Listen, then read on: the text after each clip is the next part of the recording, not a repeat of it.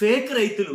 జగన్ గారు మాట్లాడిన మాటల్లో ఎవరైతే రైతులతో మాట్లాడాడు ఆయన వాళ్ళంతా ఫేక్ రైతులు అని ముఖ్యంగా ఒక రైతును ట్రోల్ చేశారండి. ఎల్లో మీడియా కావచ్చు, అలాగే ఆ నియోజకవర్గం ఎమ్మెల్యే కావచ్చు, కొంతమంది మాట్లాడారు ఫేకు, ఆ రైతు ఫేకు. ఎవరైతే వెంకటేశ్వరరావు ఉన్నాడో, జగన్ గారు మాట్లాడిన వెంకటేశ్వరరావు, అతను విభత్సంగా ట్రోల్ చేశారు. నిజంగా పాపం మనకు తెలీదు, నన్ను ట్రోల్ చేస్తున్నారన్న విషయం కూడా తెలియదు నాకు తెలిసి. కానీ మనం చేసాం ఒక వీడియో అయితే కనుక, మనం చేసిన వీడియోకి రెస్పాండ్గా చాలా మంది బాగా రెస్పాండ్ అయ్యారు. ఎందుకంటే ఆ వీడియోని బాగా షేర్ చేశారు. ఒక కామెంట్, ఒక సబ్స్క్రైబర్ ఒక కామెంట్ చేశాడు, అసలు అతనితో మాట్లాడిస్తే ఎలా ఉంటుంది అంటారో అనే ఒక కామెంట్ చేస్తే నాకు నిజమే కదా అని అనిపించింది. అది ఎలా అనుకున్నారు ఏమనుకున్నారో తెలియదు కానీ వైఎస్ఆర్సీపీ పార్టీ వాళ్ళు ఆ రైతుతోనే మాట్లాడించారు. అతను ఫేకా ఒరిజినలా? కాబట్టి టీవీ5 శివ ఆయన మాట్లాడిన మాటలో ఆల్రెడీ నేను ఒక వీడియో చేశా. ట్రోల్ చేస్తున్నాడో, పలానా రైతుని ఆయన ట్రోల్ చేస్తున్నాడో, అతను రైతే కాదు, ఫేక్ ఫ్యాక్టరీ అది, అతనికి అసలు పొలమే లేదు. కాబట్టి అతనికి ఏదో ఒక 50 సెంట్ల స్థలం ఉందంట. మొత్తం ఈ రకంగా అయితే కనుక ఆయన ఒక వీడియో చేశాడు, దాని తగ్గట్టు మనం ఒక వీడియో చేసాం. మీరు బాగా దాన్ని మూవ్ చేశారు. ఇప్పుడు నిజంగానే మనం ఊహించినట్టుగానే ఎవరైతే ఒక సబ్స్క్రైబర్ అన్నారో, కొంతమంది ఎవరైతే అనుకున్నారో, అలాగే మనం కూడా అనుకున్నాం, అలాగే ఆ రైతుతోటే మాట్లాడించారు వాళ్ళు. ఆ పార్టీ వాళ్ళు ఆ రైతుతోనే మాట్లాడించారు. ఏం మాట్లాడాడు ఆ రైతు, అసలు నిజంగా తన రైతేనా కాదా అనేది మొత్తం చెప్దాం. ఎందుకంటే ఎలాంటి ఇన్ఫర్మేషన్ అంటే వాస్తవం కాదు, ఇది కాదు అబద్ధమని ట్రోల్ చేశారు ఇప్పుడు దాకా. కాబట్టి ట్రోల్ చేసిన వాళ్ళకి చంపపెట్టు కింద ఉంటుంది నిజంగా ఆయన మాట్లాడిన మాట. మీ బాధ్యతగా దీన్ని లైక్ చేయండి. ఫస్ట్ లైక్ చేస్తే ఎక్కువ మందికి ఇన్ఫర్మేషన్ షేర్ అవుతుంది. అది అంతేకాదు నాకు కూడా మోటివేషన్ ఉంటుంది. కొత్తగా మన ఛానల్ ఎవరైనా చూస్తే పక్కాగా సబ్స్క్రైబ్ చేయండి. మీ అమూల్యమైన అభిప్రాయాన్ని కామెంట్ రూపంలో తెలియజేయండి. ఎందుకు చెప్తానంటే ఆ రైతుని ఎలా ట్రోల్ చేశారంటే సెలబ్రిటీలు ట్రోల్ చేయడం చూసాం మనం.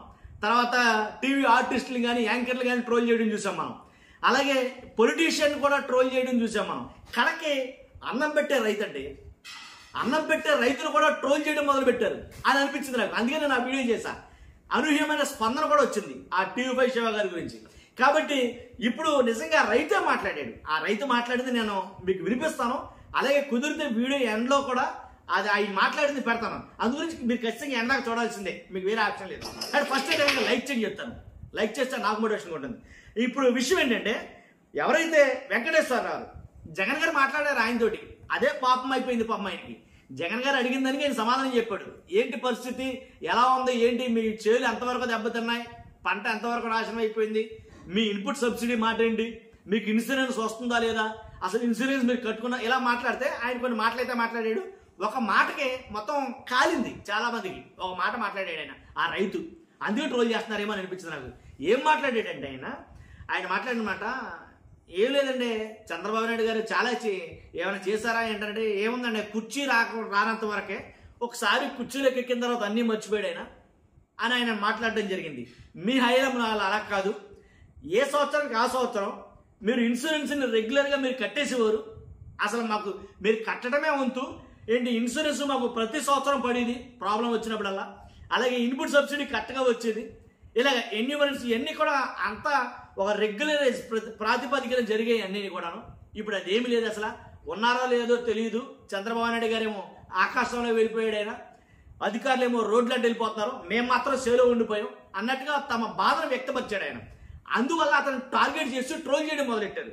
కాబట్టి ఆయనే మాట్లాడుతున్నాడు. ఒకసారి ఆయన మాట్లాడిన మాటలు విందాం మనం. తర్వాత నేను కుదిరితే అదే చెప్తాను కదా, కుదిరితే ఖచ్చితంగా నేను వీడియో కూడా పెట్టడానికి ప్రయత్నం చేస్తాను. ఒకసారి ఆయన ఏమన్నాడో ఒకసారి విందామని.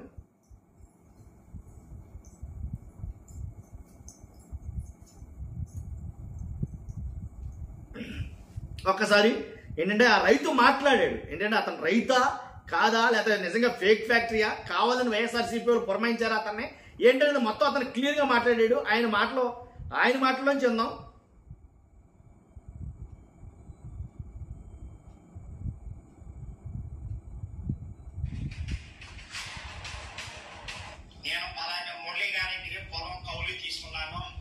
మురళీ గారిదే 2 ఎకరాల 85 చెట్టు. అదే మొన్న మీడియాలో మాట్లాడితే నాయకుళ్ళు కొంతమంది గిట్టని నాయకుళ్ళు మామూలుగా ఈడిది ఏ ఊరు, ఈడి ఇక్కడ మాట్లాడుతున్నాండి, ఈడు ఊరు ఎక్కడ, ఇది ఎక్కడ అని కొంతమంది మాట్లాడే నాయకులకి నోరు మెదపోకుండా ఉన్నారంటే ఇదిగోసారి ఈ మురళీ గారు రామరాజపాలెం గ్రామంలో ఆయన 2 ఎకరాల 85 చెట్టు నేను కౌలు సచివాలయం చుట్టూ తిరిగినా నాకు కౌలు కార్డు ఇవ్వలేదు. కావాలంటే మురళి గారి దగ్గరికి వెళ్ళి ఎంపీ చేసుకోండి, ఇదిగో ఫోన్ నెంబర్, ఇదిగో మురళి గారు పుట్టావు, మాది బందర మండలం. ఈ మండలం ఎక్కడైనా, ఈ జిల్లాలో ఎక్కడైనా మాట్లాడే స్థాయి నాకుంది, నేను మాట్లాడతాను. అంత దమ్ముగల రైతుని నేను. ఇప్పటి నుంచే కాదు, ఎప్పటి నుంచి అయినా సరే, ఎవరైనా సరే మాట్లాడే దమ్ముగల రైతు వచ్చి నా ముందు మాట్లాడవలసిందిగా కోరుతున్నాం.